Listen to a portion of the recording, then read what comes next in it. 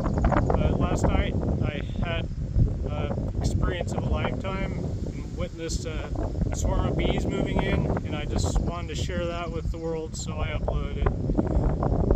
I had a lot of questions about the bee swarms that I caught last night.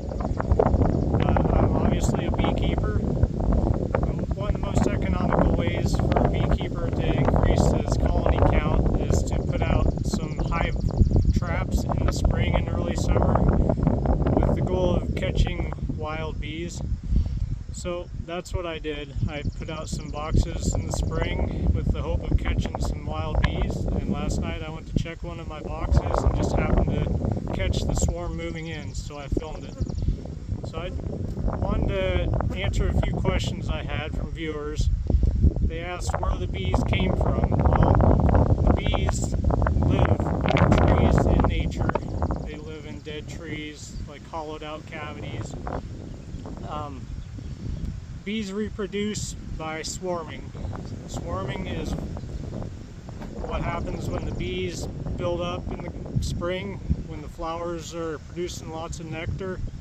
The bees will bring in that nectar and pack it into their hives. Eventually the bees will run out of room, and that's where their swarming tendency comes in. So what happens is they'll create a new queen by using an egg that the previous queen had laid, and once that happens, that triggers a signal for the bees to swarm. So half the bees and the existing queen will leave, and they'll fly off and try to find a new home.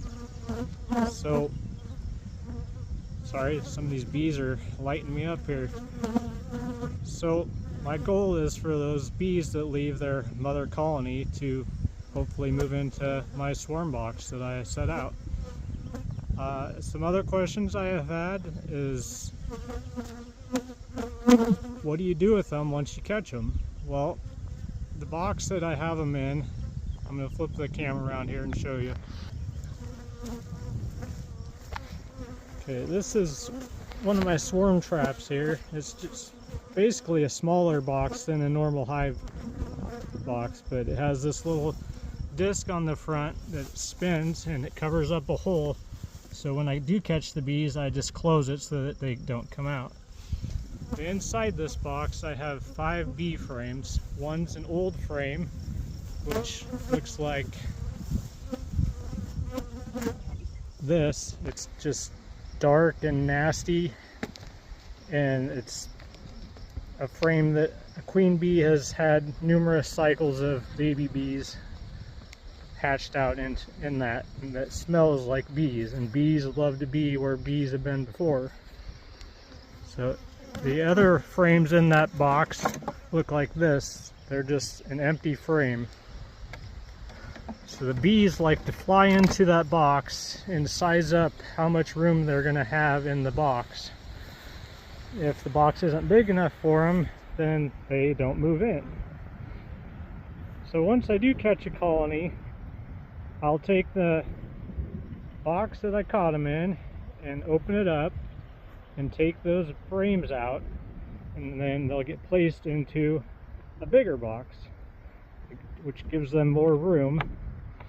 And once they fill up that box with honeycomb and nectar and pollen and baby bees, then another box is added on top of that, and you just keep going so that they don't run out of room, because when they run out of room, that triggers the tendency to swarm.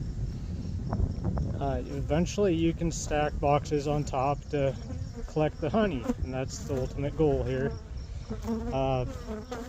See if I can think of any other questions that viewers had. Oh, another question was, I'm going to flip the camera back around. So a viewer asked how long it took for the entire swarm to move in. It took about 45 minutes from start to finish. When I got up there, there was just a huge cloud of bees in the sky, and I could hear the roar from probably 50 or 60 feet away. So I knew something was going on. But they landed on the box and just kept marching into the hole on the box because the queen was inside and they can smell her. So the bees just marched right in there. Another question that I get asked a lot is, do you get stung? Yes I do, and it hurts, but I've kind of gotten used to it. What kind of questions do you guys have about bees? Let me know in the comments and I'll try to answer your questions. I love to share my passion.